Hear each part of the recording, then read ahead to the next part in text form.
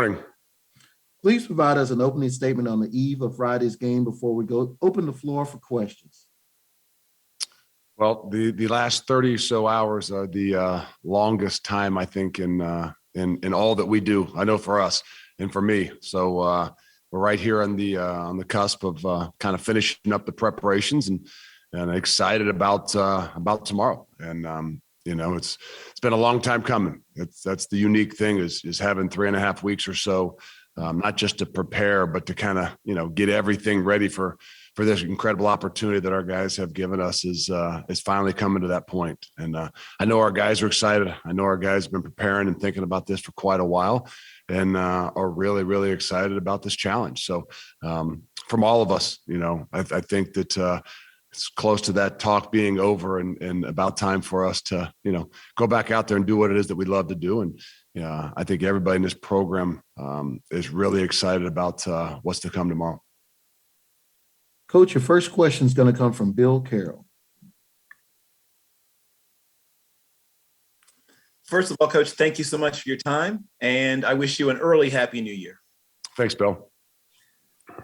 With the extra preparation time, what's been your approach to exotics or trick plays? I know it can be tempting when you have the extra time to want in certain things. How have you approached it?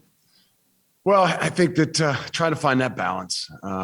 When you've got this much time, you start watching, you go from normally kind of breaking down 6 games, 5 games maybe, and some specific things to all of a sudden looking at 12 and 13 games, and then all of a sudden looking at some things from the year before, and maybe even, some things from where guys have been in the past, and it can kind of bog you down. And really for us, we got to do a really good job at not giving our guys too much. And I think, so for us, I'm not saying they're a trick team. You obviously always throw in things here and there and try to, anticipate what might it be. But for us, we try to kind of stick with the plan that we've done all year and not go too much into it and give them too many different things and too many different expectations. It really comes down to the adjustments that you're going to have to make. We all know there's going to be something different offensively and defensively that we're going to see.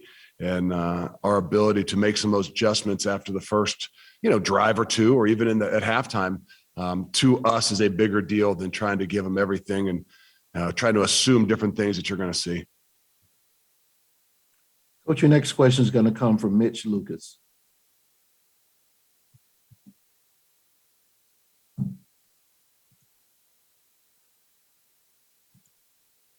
Mitch, go ahead with your question.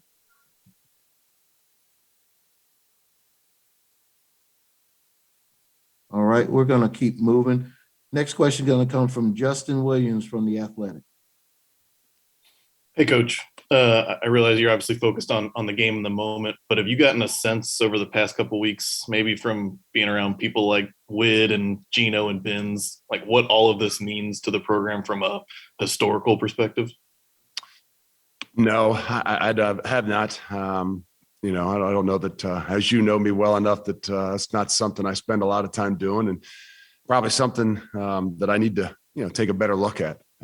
But I think when it's all said and done, we'll have the opportunity to kind of look back at it and recognize the things that, that it has done and will continue to do for the program. And, we're never about, completely understanding the studying the past, but we're always about continuing to move forward. But if we don't understand where we're coming from, then it's hard to appreciate where it is that we are. And I understand that much about it. But maybe at some point in time, I'll be able to sit down with those guys and get a little bit more insight here after the next few weeks, hopefully. Coach, your next questions come from Carrie Osep from WVTM TV. Good morning, Coach. Thanks for taking the time. Carrie Osep here. I asked Coach Saban this, and I'm curious from your perspective, getting a chance to get into these playoffs. He's obviously been here before, but from a coach's perspective as well, what have you learned from your guys as they get ready for this first-time experience in the playoff that maybe you haven't seen from them with all this prep time before the game? Well, I think that, last year was different. We didn't have nearly as much prep time for, the Peach Bowl against Georgia, just because the season was pushed back so much. So we've been fortunate at least to, not be in the playoffs, but be into bowl games where we've done different prep. This has definitely been different. I think our prep for, the past bowl game, with the exception of last year, was, a bit different. just how things were going and how we were leading up and how we were using the time, in a lot of development of young guys. But I think I can't say it's been a whole lot different, to be honest with you. We've been very fortunate this year to have 30 some seniors that give us that maturity and give us that sense of being like pros, that I think they've really handled this in the best way, understanding that we've kind of done this thing in 3 phases, phase 1, phase 2, and phase 3, and didn't want to get into real game prep, which is that phase 3, too soon. So we were able to kind of, try to get their guys' minds to not overdo it early in the preparation about, what we're going to see, come Friday night or Friday afternoon. But really kind of, these last few days really kind of get into that last phase prep. So our guys have been really mature about it, been pros about it. But I think you're kind of seeing that from yesterday. I saw yesterday that just they're a little bit antsy now and really, really excited and ready to get this thing rolling tomorrow. Coach, your next question is going to come from Gary Miller. Morning, Coach. What significance do you think it has that the best all-around game that you guys played is against the best team you've played so far, Notre Dame, and what relevance does it have going into this challenge?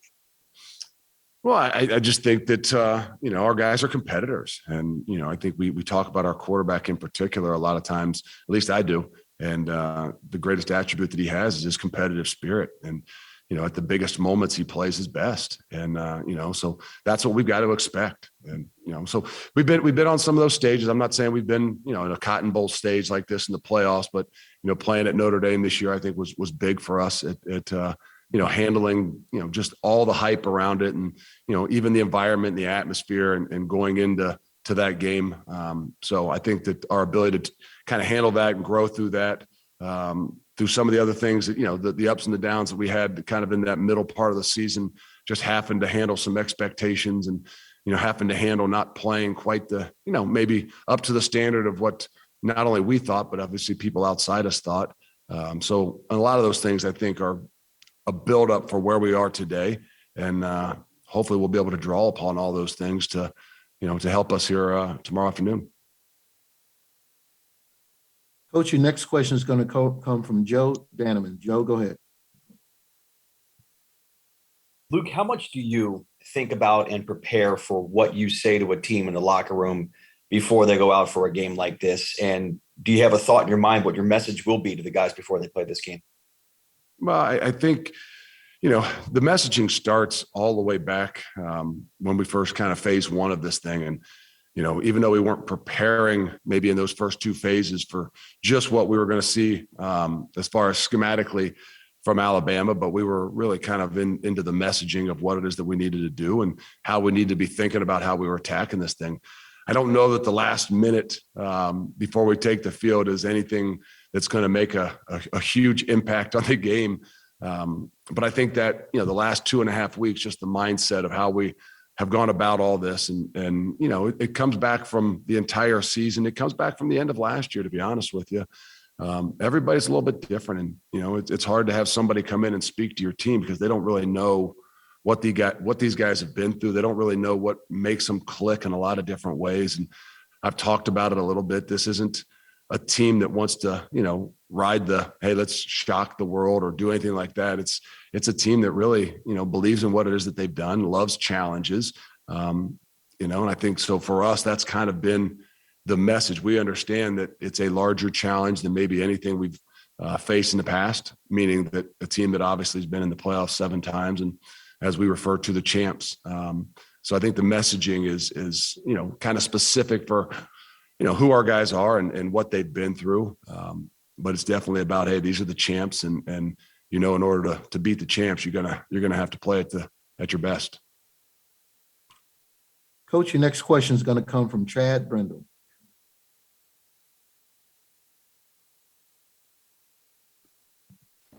Hey, Coach, just curious how much you're going to be able to use previous experience from being a defensive coordinator going over these next 30 hours leading up to the game, or is it entirely different being in the head coach's seat to where it's a whole new deal?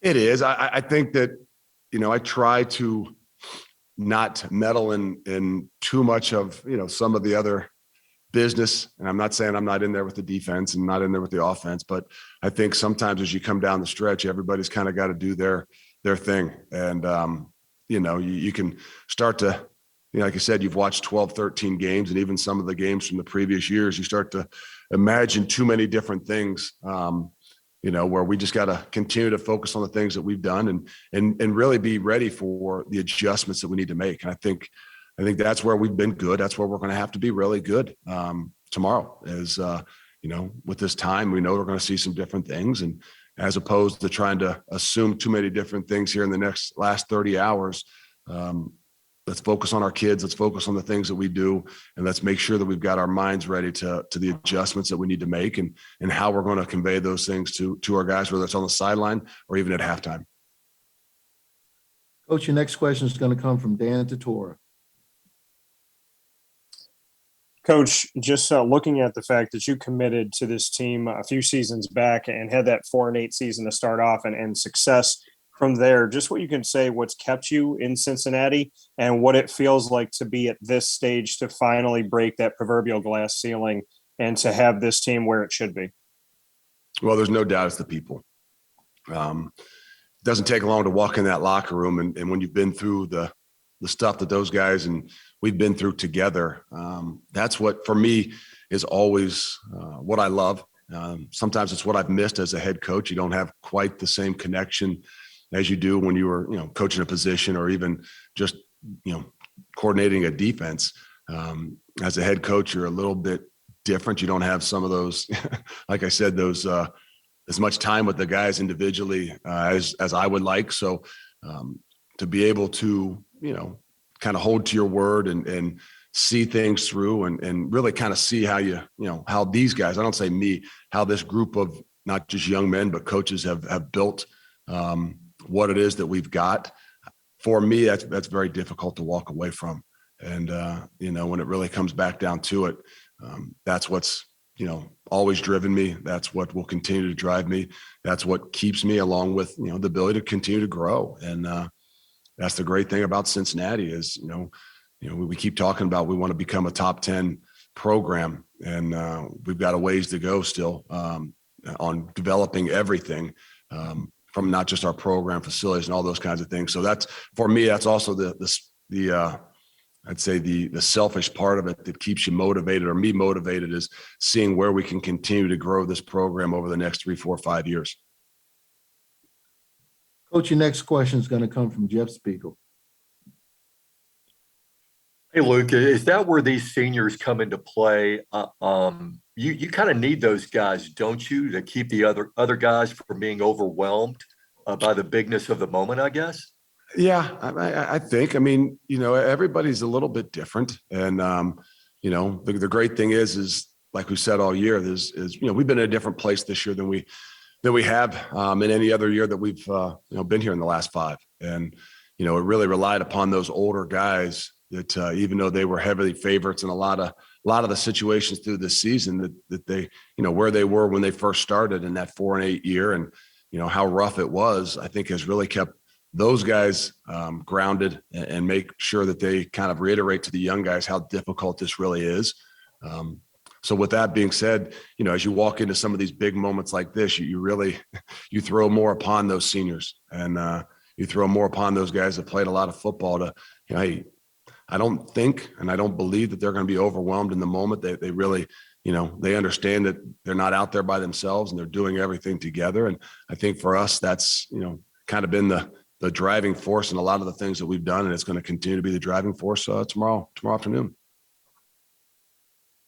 Coach, your next question is going to come from Bobby Nightingale.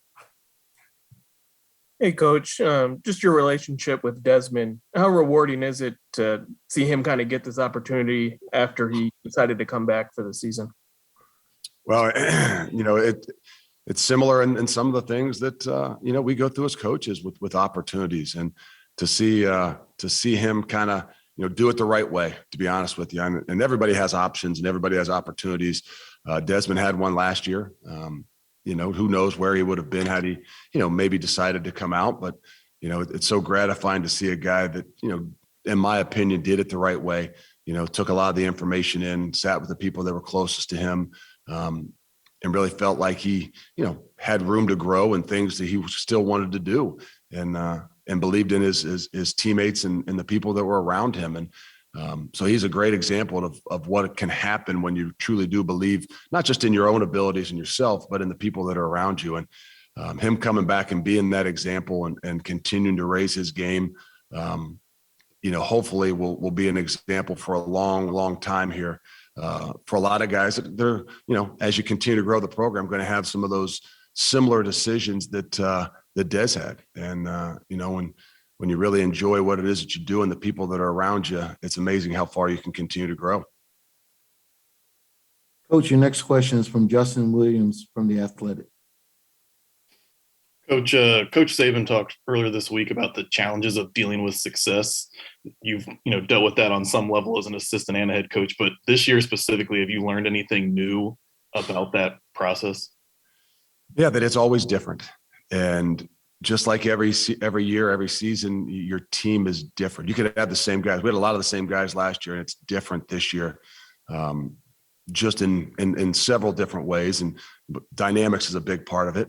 But I think that, handling those different things, it's not always yourself, because obviously we know what's going inside our own heads more than anything. And I've been through it a lot, just from where I was in the past.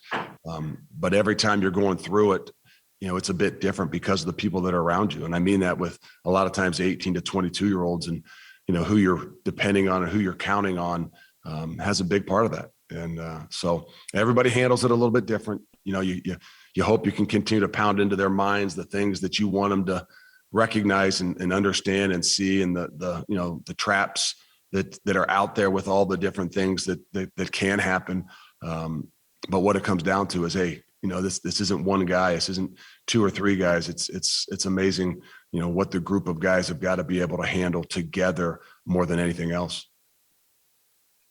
Coach, we got time for 2 or 3 questions. We're going to try to get those in. The next one comes from Tino Bavenzi. Tino, go ahead.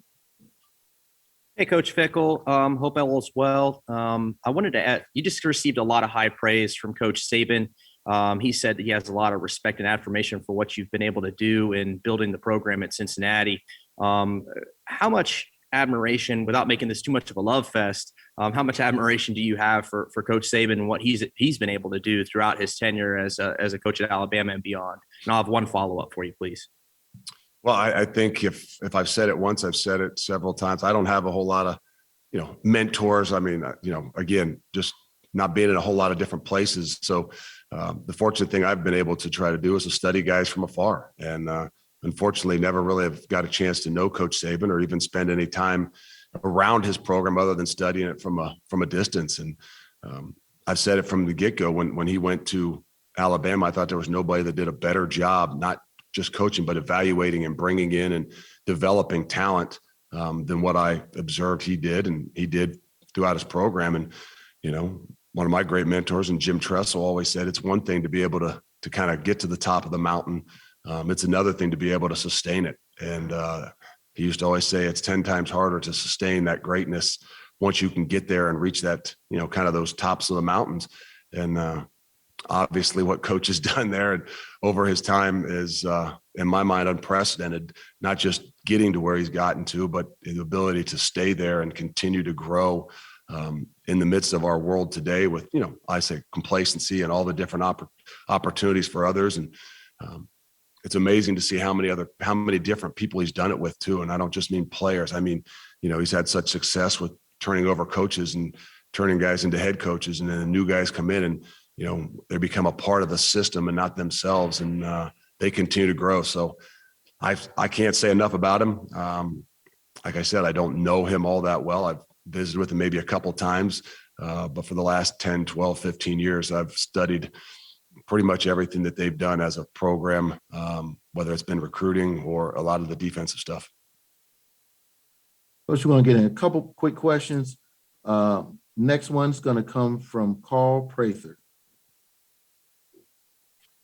Hey, Luke, from the outside looking in, obviously being in the college football playoff is one thing, but I wanted to ask you just from an organizational standpoint within your program, just, where you're at today and where you obviously want this program to continue to grow from everything within your program to continue to sustain what you have accomplished this year, obviously, and moving forward within the program at Cincinnati?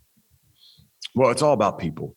And one of the more difficult things is, and as we know in this profession, is continuing to keep the core nucleus of the people that are around you, because, to me, it's a little bit harder to develop these young guys. And I'll go back. What Coach Saban's done is, to me, different with a lot of the, maybe turnovers and different people that he's done it with.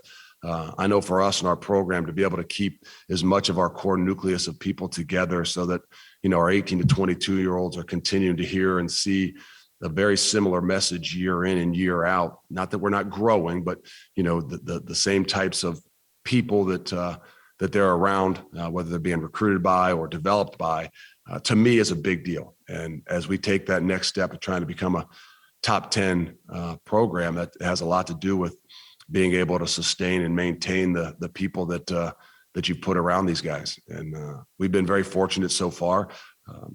This is a big step for us to continue to grow in some of the things that, we're doing, moving leagues and having the ability to take care of the people that are around us even more, so that, they feel like, this is an opportunity for them to continue to grow, and they don't have to go someplace else in order to get, some greater opportunities and some greater opportunities to take care of their family as well. So I think all those things for us, for me, and continue to grow this program have a lot to do with the people. And we know that it's about the kids, and we know it's about recruiting. We know it's about continuing to develop those guys, but the people that do that, the people that are around them on an everyday basis, are really the key to what it is of our program's all about.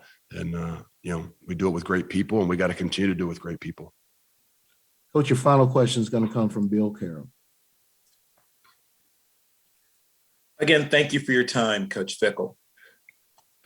It seems very much that your team has benefited from a lot of study in terms of analytics, particularly around the things your defenses do as opposed to what offenses do based on tendencies. Once again, you had all that extra time and probably some extra data collected. What has been your approach to analyzing data going into this very important game? Well, we use it, and we try not to allow it to overcome what it is that we do. And us as coaches, we studied a ton. With all the extra time, you're looking at those things. And I think the uniqueness of what coaches got to do a great job of is figuring out what they can give their young men, what they can, and what they believe that they can handle. Because it ultimately comes down to being able to react really fast. And, if we bog them down with some of the different things, that we maybe understand, or maybe we studied, or maybe we've seen over this excess amount of time, it can sometimes maybe not allow them to use their instincts and the things that give them an opportunity to be a great football player. So that's where I think really good coaches do a great job at understanding the people that they're coaching, what it is that they believe that they can handle, what's too much and what's not enough. And to find that balance, to me, is really key. And you're challenged greater. You're challenged even more sometimes when there's more time, like in this preparation with 3 or so weeks, because, sometimes you want to do a little bit more and you want to give them a little bit more, but you got to kind of make sure you go back to remembering who they really are and what it is that you believe that they can handle, and then you save some of that stuff to be able to, make some of those adjustments and some of those things that might happen once you recognize the way the game is going and what it is that you might need to do. Coach Fickle, thanks for joining us today. I appreciate it. Good luck to your team. Thank you.